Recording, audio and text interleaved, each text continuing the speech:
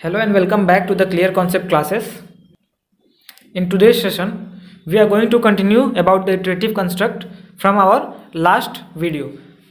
तो पिछले वीडियो में हम लोगों ने फॉर लूप के लिए देख लिया था कि फॉर लूप इनिशियलाइज मतलब डिक्लेयर कैसे होता है। उसमें हम लोग पहले इनिशियलाइजेशन देते हैं, देन कंडीशन दिया करते थे, कंडीशन के बाद अपडेट हुआ करता था और फॉर लूप की बॉडी हुई करती थी कि body which consist of statements, many statements और बॉडी बंद, ऐसे होता था। और वर्क कैसे करता था, पहले इनिशियलाइज देन कंडीशन फिर बॉडी और update, condition body update, condition body update, इसमें घूमता रहता जब तक कि कंडीशन फॉल्स ना हो। और जो ही कंडीशन फॉल्स होता लूप से बाहर आ जाता था। ये एक सिंपल सा लूप था जिसमें देखिए एक वैल्यू इनिशियलाइज होती थी, एक ही अपडेट हुआ करता था। तो जावा में इस लूप के अंदर वेरिएशंस भी हो सकते हैं, variations inside for loop. Variation का मतलब कि हम लोग हो सकता है कभी कभी आप लोग ऐसे देखें कि इनिशियलाइजेशन एक से अधिक हुआ है फॉर लूप के अंदर, अपडेट एक से अधिक हुआ है। तो वैसे में होता क्या है कि सबसे पहला वेरिएशन जो है वो होता है multiple initialization and update.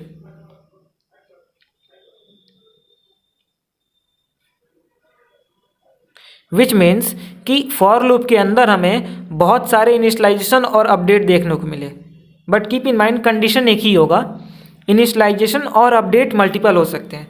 For example अगर ऐसे लिखा हो इंटीजर आई और सम दो वेरिएबल हैं, ठीक है, इन्हें इनिशियलाइज किया गया फॉर लूप के अंदर, I equals to 0, sum equals to 0, okay. फिर कंडीशन जा रही है आई इज लेस देन 5 और उसके बाद अपडेट हो रहा है। अपडेट ऐसे लिखा हुआ है कि sum equals to sum plus I और कॉमा आई प्लस प्लस, दो वैल्यू, ओके। और फॉर लूप के अंदर प्रिंट हो जा रहा है system dot out dot println I, और फॉर लूप के बाहर प्रिंट किया गया सम।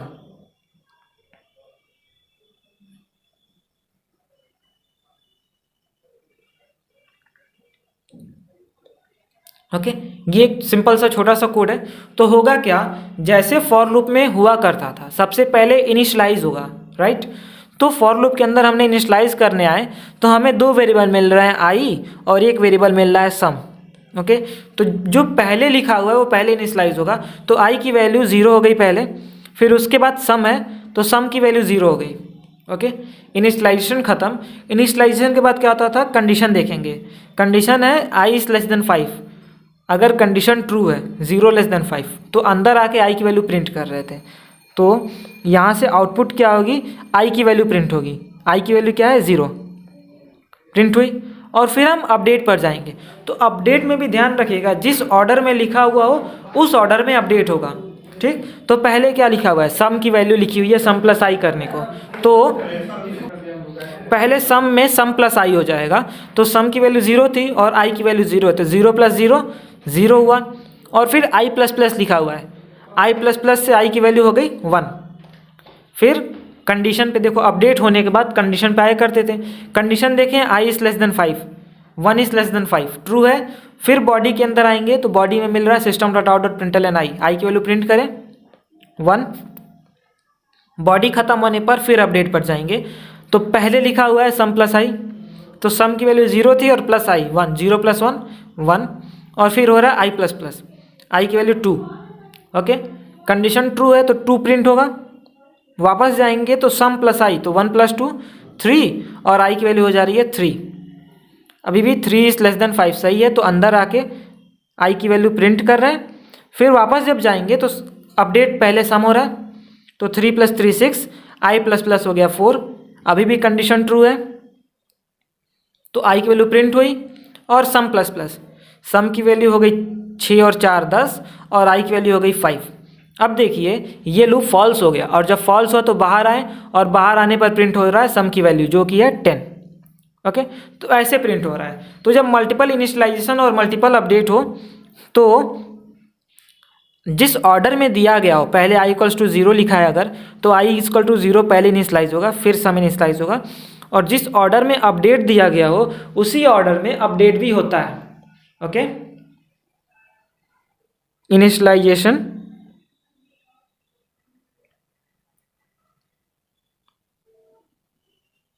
and update are done in the same order in which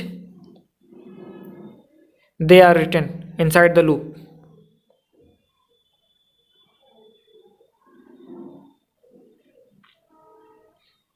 तो इस चीज़ का ध्यान रखिएगा. और लूप का प्रोसेसिंग एग्जैक्टली सेम होता है जैसे सिंपल लूप में चलेगा.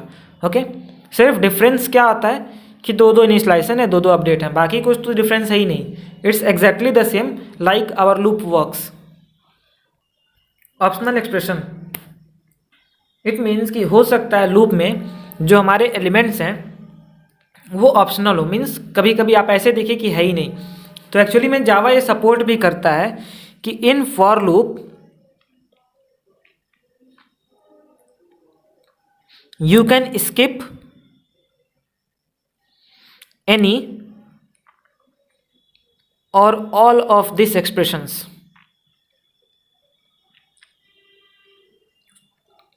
मतलब ये है कि हम लोग जब फॉर लूप डिफाइन करते हैं तो फॉर लूप के अंदर हम एक या दो या तीन एक्सप्रेशन, तीन ही होते हैं, इनिशियलाइजेशन, अपडेट और कंडीशन.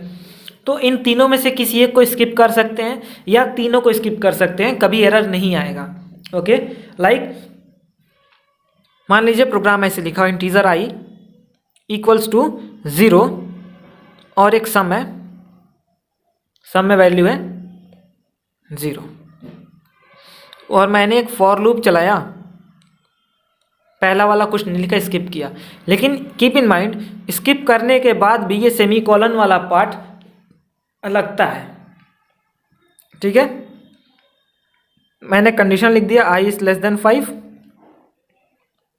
i प्लस प्लस, और इसमें क्या कर रहे हैं, हम सिर्फ सम कर रहे हैं, सम प्लस इक्वल्स टू i, और लूप के बाहर हम प्रिंट कर दे रहे हैं सम.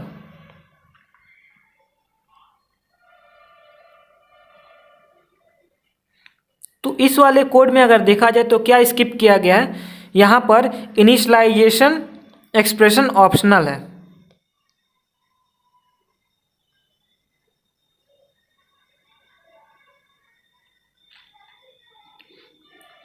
इसका मतलब कि हमने इनिशियलाइजेशन एक्सप्रेशन को स्किप किया है. देखिए लूप में यहाँ इनिशियलाइजेशन कुछ है नहीं, बट एक चीज़ तो ध्यान रखना है कि किसी चीज़ को भले ही किसी भी पार्ट को स्किप कर दें लेकिन उसका सेमीकोलन हम जरूर लगाएंगे. ओके, और भले ही इनिशियलाइजेशन स्किप किया हो, कहीं ना कहीं उसके पहले इनिशियलाइज हुआ होता है. जैसे यहाँ देखिए i इक्वल्स टू 0 पहले इनिशियलाइज हो चुका है.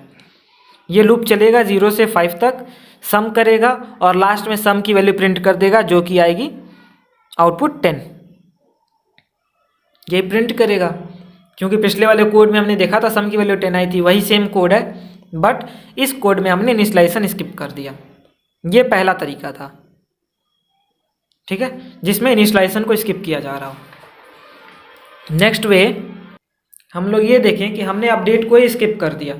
ओके, दूसरे में लाइक एग्जांपल फॉर लूप चला, इंटीजर i इक्वल्स टू 0,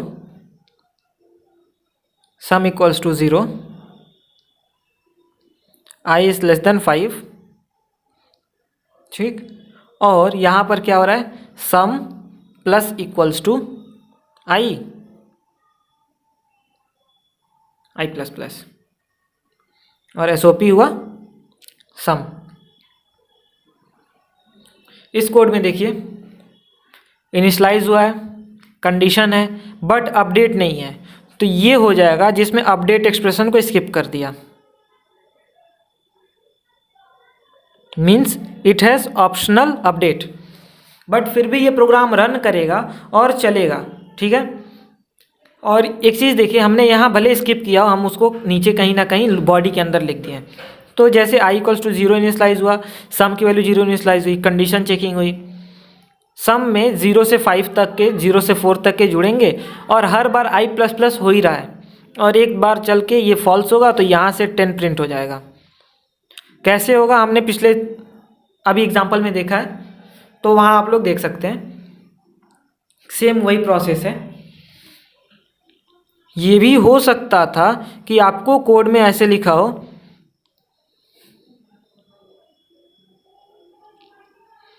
कि फॉर ये पार्ट स्किप किया, i इज लेस देन 5, और ये भी पार्ट स्किप कर दिया। ठीक है,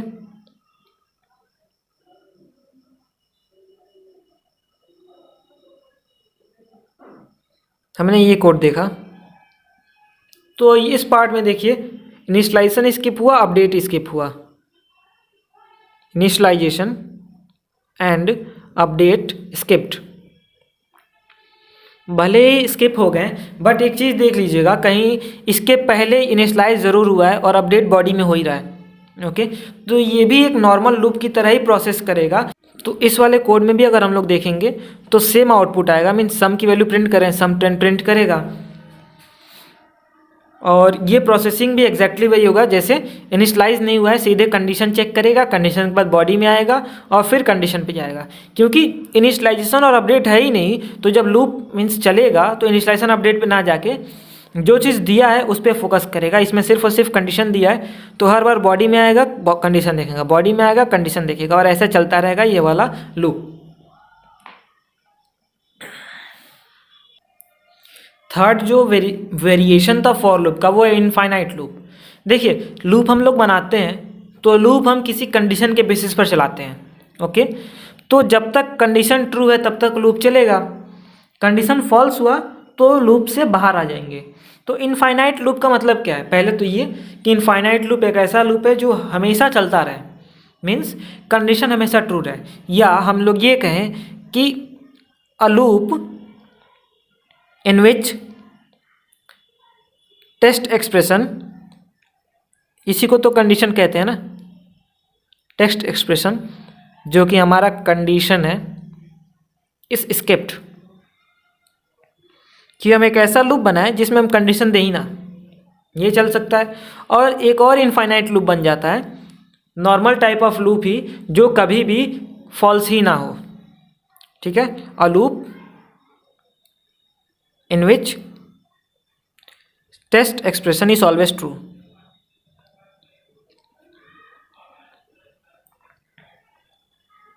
ये दो केस होते हैं जब लूप इनफाइनाइट टाइम्स चलता है। तो पहला वाला है, सपोज हमने ये लूप बनाया फॉर इंटीजर i की वैल्यू 0 है, ओके, और हमने कंडीशन स्किप कर दिया। ओके, कंडीशन स्किप करने के बाद हमने डायरेक्ट लिखा i++, ओके, और इसमें system.out.println इनफाइनाइट लूप।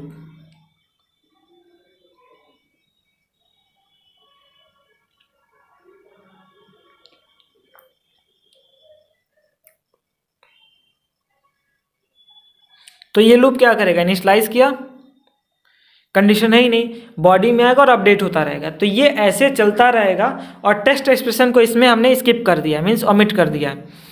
तो या तो ये, और एक और इनफाइनाइट लूप बनता है जो ऐसे है कि हमने सारे के सारे एक्सप्रेशन को ही ओमिट कर दिया, means all expressions are skipped.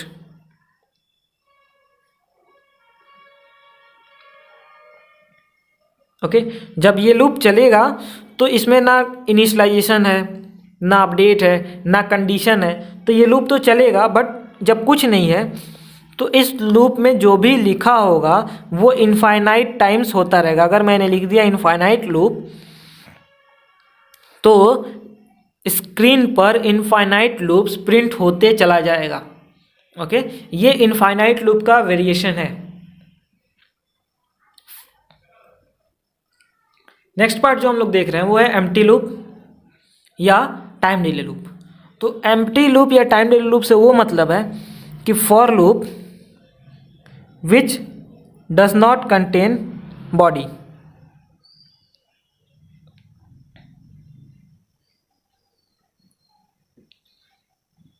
हमें ऐसा फॉर लूप बना दे जिसमें कुछ बॉडी ही ना दे, तो वो लूप एम्प्टी लूप होता है। और एक चीज़ ध्यान रखिएगा, कैसे बनता है,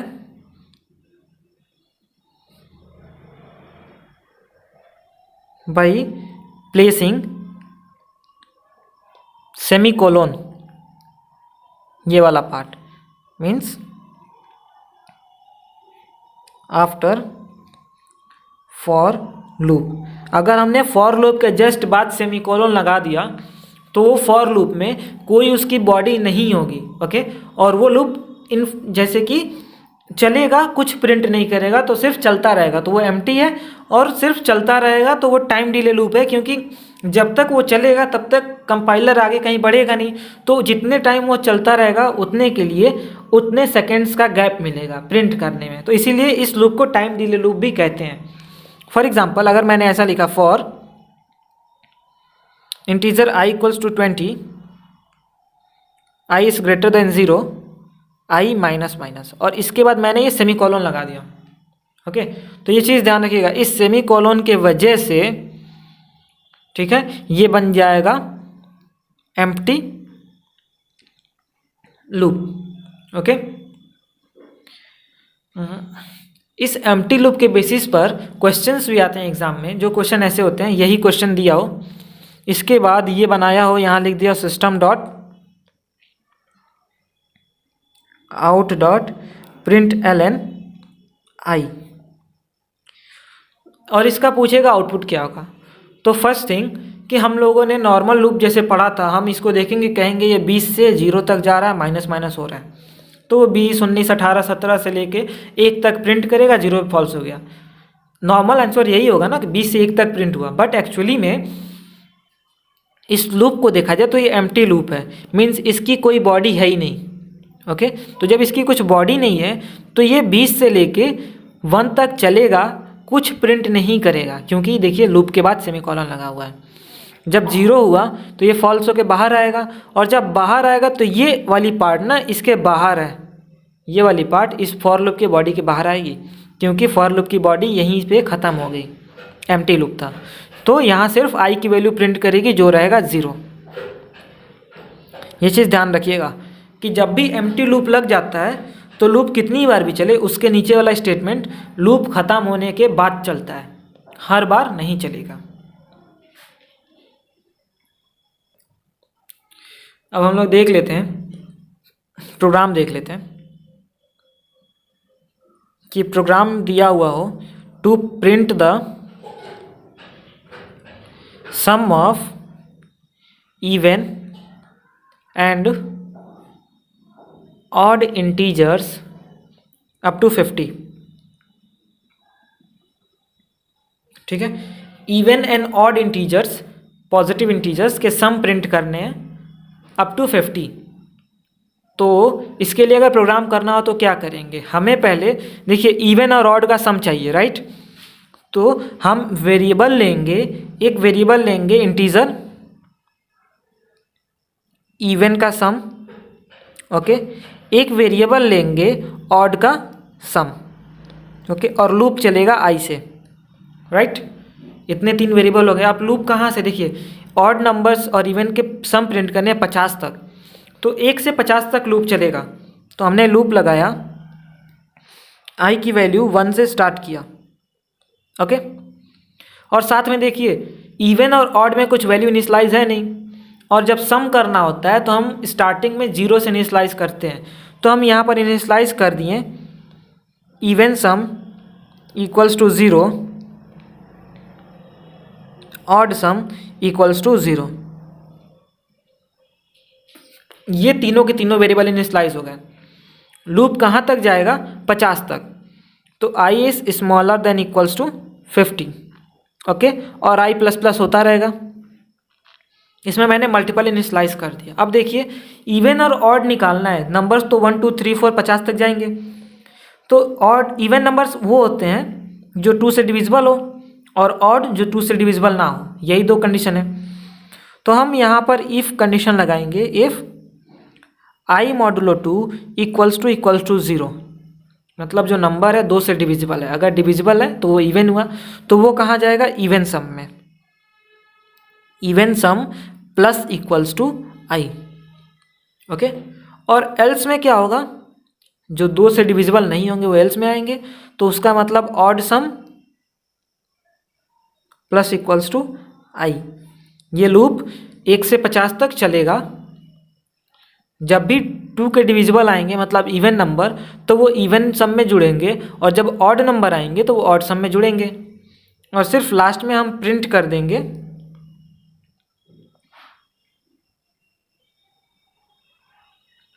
कि sum of even numbers equals to, और इवन नंबर का सम हमने किस में रखा है? इवन सम में, तो वो हो गया इवन सम। और ऐसे ही ऑड नंबर्स का भी सम था, तो उसके लिए लिख देंगे system dot out dot println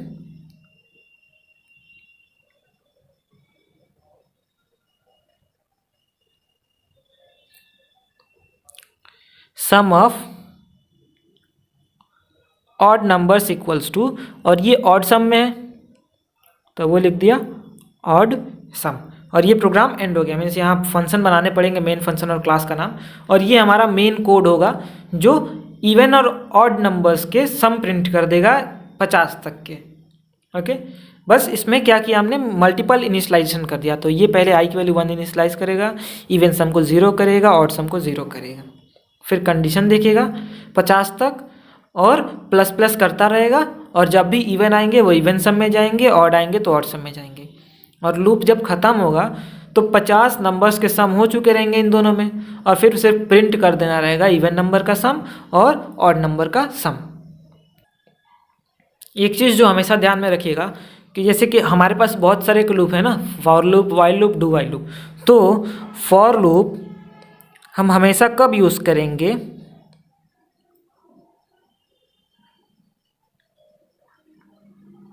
for fixed number of iterations के लिए। ठीक है, कि जब भी हमारे पास पता है कि इटरेशन कितनी बार चलानी है तो उसके लिए हम लोग फॉर लूप यूज़ करते हैं। तो ये चीज़ हमेशा ध्यान में रखिएगा कि for loop is always used for fixed number of iterations. और जब पता नहीं होगा तो हम बाकी दोनों तरह के लूप यूज़ करेंगे जो हम लोग अगले टॉपिक्स में पढ़ेंगे। So that's it for today. हम लोग कल while loop, do while loop cover करेंगे।